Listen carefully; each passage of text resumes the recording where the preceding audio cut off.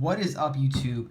It is King Penguin here, coming at you with another deck profile. Today I have one of my more favorite decks of all time. That would be Monarchs. I've been waiting for this deck to come out since for the structure deck to release since January 5th, and my stuff just got here today. I pre-ordered the structure decks at $8 a pop, and I know some local stores are starting to sell them at like $13, $15. So, I mean, if you can pick up the Monarch structure decks, I do it immediately because they're very good, very competitive. This is a meta deck, actually, right now. I'd say this is right up there with Pepe, second best deck of the format. So I'd just like to show you guys my take on it. So without further ado, we're going to hop right into the deck profile.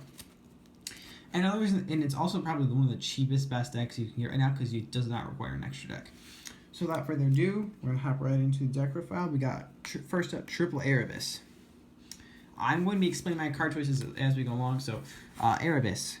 Well, what this thing does is, when it is tribute summoned, you can send 2 Monarch spells or traps with different names from the deck to the graveyard, and then you can send a card from your opponent's hand, field, or graveyard back to the deck, and it does not target. So that is like tiramisu Trishula on crack. It is amazing. Aether has the same effect of send 2 Monarch spells or traps with different names from your deck to the graveyard, deck or hand to the graveyard, to special summon a Monarch from deck. What that does, you can get more field presence and you can attack for game, but it is returned to your hand at the end phase. Also, Aether, you can banish a spell trap, Monarch spell trap from your graveyard to normal summon her to your side of the field during your opponent's turn. And Erebus can add himself back to your hand by ditching a Monarch spell trap. So those are the new Monarchs. Moving on to the other new cards that I do run, we got Triple Edia. It tutors out this guy right here, Eidos. I really like Eidos. He's really cool because when he's summoned, you get another normal summon. I'm thinking about bumping up 3. I'm really thinking about that. I might play him. I might play a third one, him as a 41st card. For the rest of the monsters, we got 2 Mega Festivals, 2 Kai's the Shadow Monarch, and 1 Mobius. This comes in real handy because I play against Odd Eyes Day all the time and just pop the scales. Kai's banishes a card, and Mega Festival gets to look into your opponent's hand and rip a card out, which is really nice. And if it's a monster, it does 200 damage times that level. Then we got 2 Mithra, the Thunder Vassal. A lot of people don't play Vassals, but I personally think that Mithra speeds up the deck a ton, because you could special summon her to your side of the field, and then your opponent gets a token. And when she's tributed, you get another normal summoner set this turn, which is really, really good in this deck.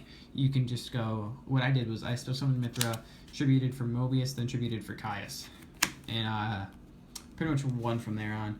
But moving on to the spells and traps, we have Triple Domain of the True Monarchs. This card is broken. Okay, so let me read you the effect.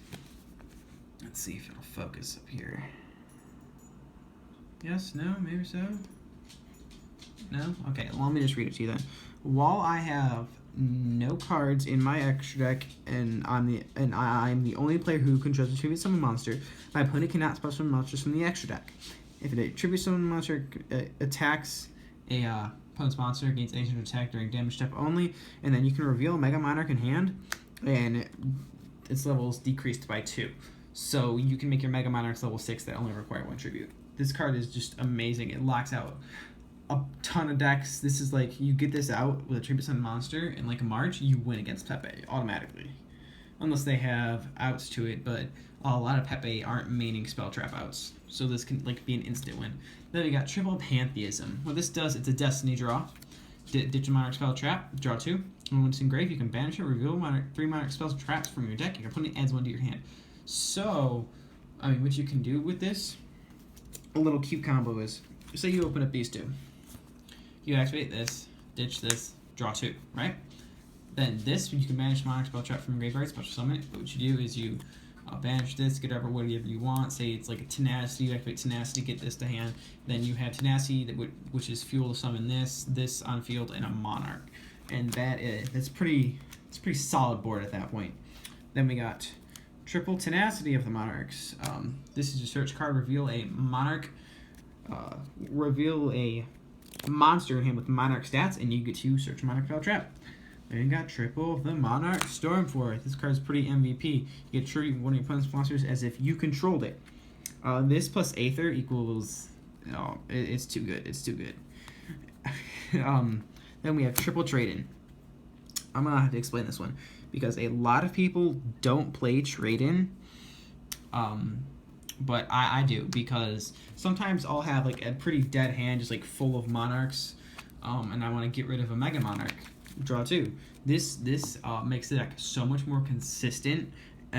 It's unbelievable. I really think people should be playing this. Then for the rest of the one-off spells, we have one March of the Monarchs, one Return of the Monarchs, one Rota, and one 1/1. Idea is a warrior, so you can search her with Rota, or you can special summon her with 1/1. Moving on to the traps, we play 3.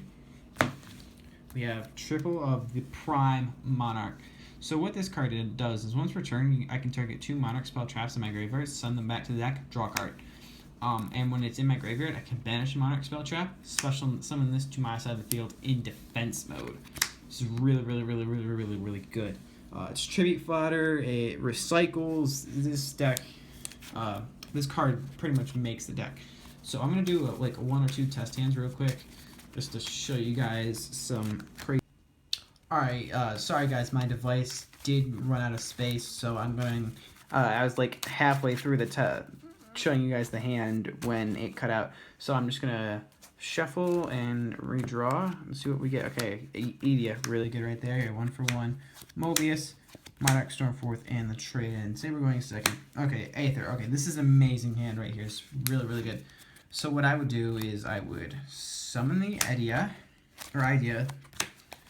get Eos out, tribute these off for, say my opponent has scales, Mobius, I blow up your scales. Then what I do is set the Stormforth pass. They do something in main phase. Say they make like they overlay for Ptolemaeus. Chain this. Then they go into Nova. Tribute that. And this. Or tribute Mobius and the Nova. You get Aether out. You use her effect to ditch the Prime Monarch. And Pantheism of the Monarchs. Then that's pretty much most of their plays right there. Then it's your turn again, and you draw for turn. Okay, you drew an Aether. I trade that in. Draw 2. Okay, this is okay. Whoa, that was really good. Prime Monarch in Domain. So what I would do here is banish Pantheism to get.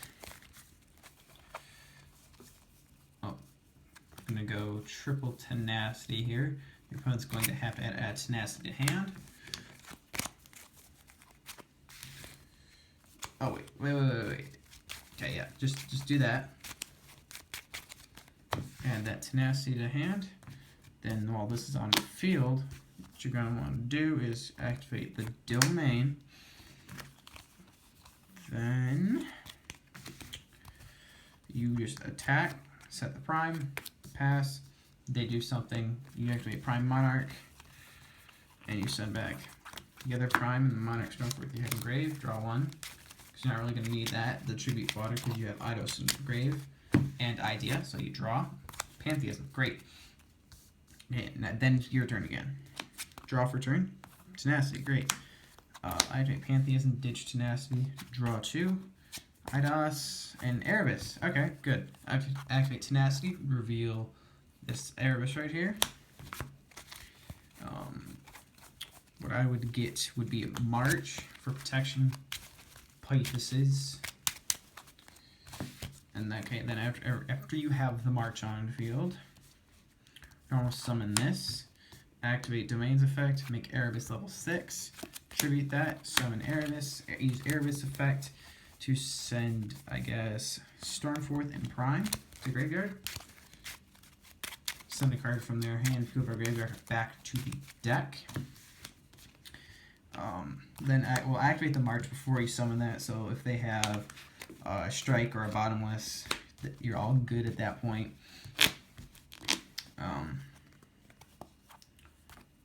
Okay, let's see. Oh, wait, I didn't put the tenacity engrave. Okay, yeah. You activated tenacity, so that's engraved. So, at this point, banish the pantheism. Reveal Stormforth, or return. They're most likely gonna add return to your hand. So you get the return. You can use that next turn. You just attack for 28. And at this point, you pretty much win because you have cards in hand to drop to add Erebus or back to hand or whatever Monarch you have engraved. You can recycle with the Prime Monarch to draw you a protection. Your opponent can't use their extra deck. So at this point, your opponent's pretty much locked down from doing anything, and that's how you. That's pretty good in my opinion. So I will be doing another video on like how to play Monarchs, and a video devoted completely to test hands. But right now, this is it for the deck profile. I would like to thank you guys for watching. Check my channel, subscribe for more. King Pengu out.